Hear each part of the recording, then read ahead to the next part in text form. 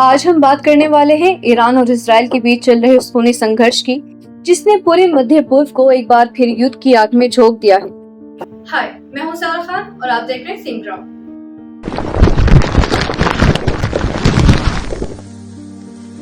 13 जून 2025 को इजराइल ने ईरान पर जो बड़ा हमला किया, उसे उसने प्रिवेंटिव स्ट्राइक यानी पहला हमला करके खतरे को टालने की कार्रवाई बताया।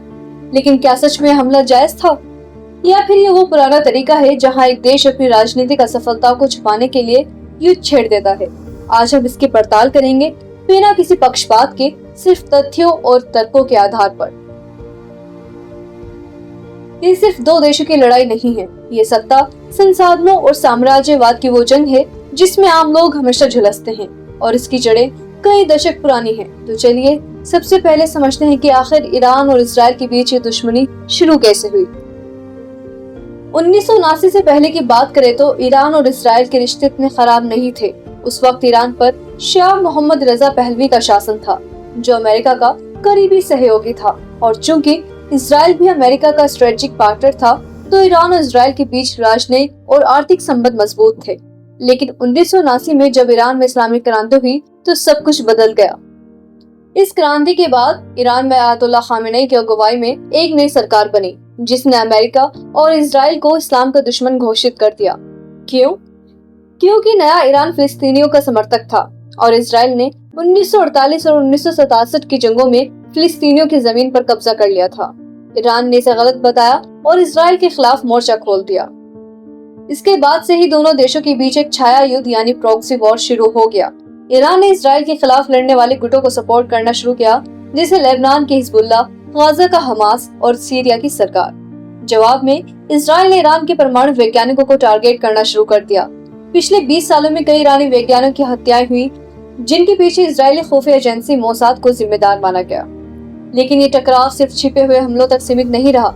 2024 में जब इजराइल ने सीरिया में ईरानी दूतावास पर हमला किया और कई कमांडर मारे गए, तो ईरान ने पहली बार सीधे इजराइल पर मिसाल दागी। ये वो मोड़ था जिसके बाद ये टकराव एक खुले युद्ध में बदल गया। 13 जून 2025 को इजराइल ने ईरान पर जो बड़ा हमला किया, वो कोई सामान्य सैन्य कार्रवाई नहीं थी। ये एक सुनियोजित बड़े पैमाने वाला अटैक था, जिसका मकसद ईरान की आर्थिक और सैन्य ताकत को पैरालाइज्ड बनाना था। इजराइल ने ईरान की तेल रिफाइनरियों, गैस स्टेशन और सैन्य ठिकानों पर हमले किए। सबसे बड़ा झटका तब लगा जब ईरान के पूर्व रक्षा मंत्री और सुप्रीम लीडर खामेनी की करीबी सलाहकार अली शामखानी की हत्या कर दी गई। इजराइल ने इस हमले को सेल्फ डिफेंस बताया। उसका दावा है कि ईरान परमाणु हथियार बना रहा था और उसे रोकना जरूरी था। लेकिन सवाल ये है कि क्या वाकई ईरान परमाणु बम बनाने की कोशिश कर रहा था?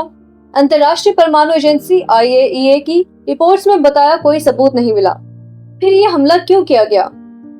एक संभावना ये भी है कि इजराइल के प्रधानमंत्री बेंजामिन नेतन्याहू अपने घरेलू संकटों से ध्यान हटाना चाहते थे। नेतन्याहू पर भ्रष्टाचार के आरोप लगे हैं और गाजा में चल रहे युद्ध की वजह से उनकी सरकार की काफी आलोचना हो रही थी। ऐसे में एक बाहरी दुश्मन के खिलाफ युद्ध छेड़ना उनके लिए राजनीतिक रूप में फायदेमंद साबित हो सकता था। अगर हम इस पूरे संघर्ष को तर्क की कसौटी पर परखें तो कई सवाल उठते हैं। क्या इजराइल का हमला वाकई सेल्फ डिफेंस था? अगर ईरान ने पहले हमला नहीं किया था तो ये बचाव कैसे हुआ? IAEA की रिपोर्ट्स के मुताबिक ईरान के पास कोई परमाणु बम नहीं है। फिर खतरा क्या था?